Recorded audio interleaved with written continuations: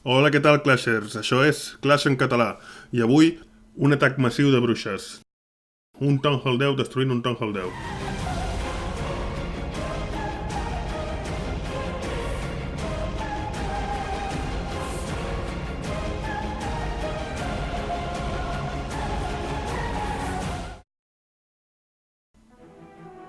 I sí, des de molt bojos. Avui amb la meva compte petita he entrat a molt bojos per ensenyar-vos aquest atac.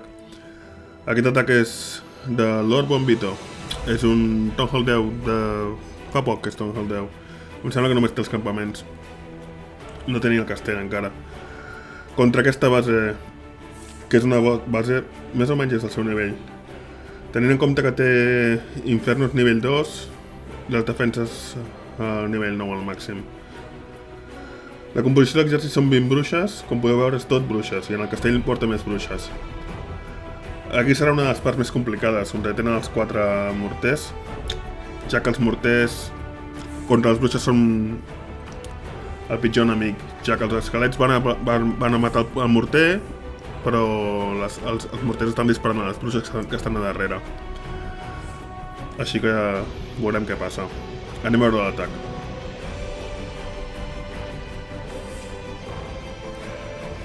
Lord Bombito inicia el seu atac.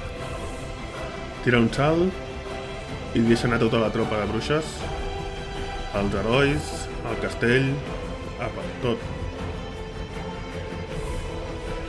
Sembla que se'n vagin cap a fora els esquelets, totes les coses, però amb aquest disseny de base, la reina també la tira ara, amb aquest disseny de base és bastant fàcil que les coses vagin cap a dintre, perquè els edificis del costat no tenen continuïtat.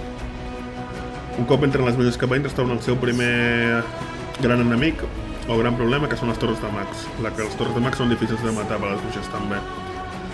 Però bé, les bruixes se les maten. Els esquelets fan que les torres de mags es distreguin i les bruixes les maten. Per la dreta el rei entra cap a dintre. El problema d'aquest costat és de Torre Inferno únic, però bueno, no ens importa tant amb tantes bruixes. Congelen l'Inferno múltiple, mentre les bruixes s'encarreguen encara dels Teslas.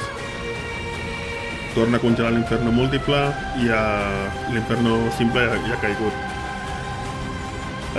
L'Inferno únic contra tantes bruixes no pot fer res, és de seguida sobrecàrrega.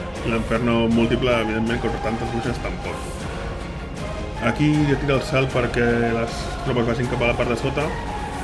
Potser massa aviat, però bueno, no és important. Aquí és quan els morters estan disparant tots els esquelets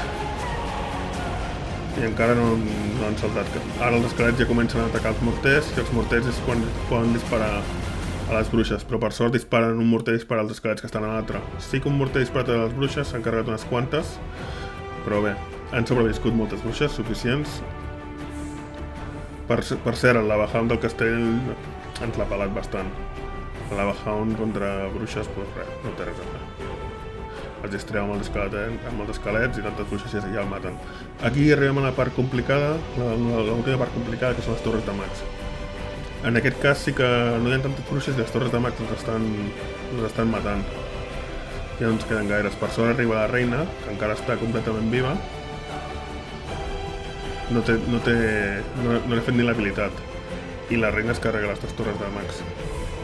I sí que ens queden 4 bruixes i queden 2 defenses, una defensa. Per tant, això ja està fet. I seran 13 estrelles més pels bojos. I fins aquí aquest espectacular atac. Per cert, si algú sap com es diu aquesta base, que ho comenti. Així actualitzo el títol del vídeo. I com sempre, si us ha agradat, doneu-li like, comenteu o el que sigui. Res més i fins al proper vídeo de Clash en català.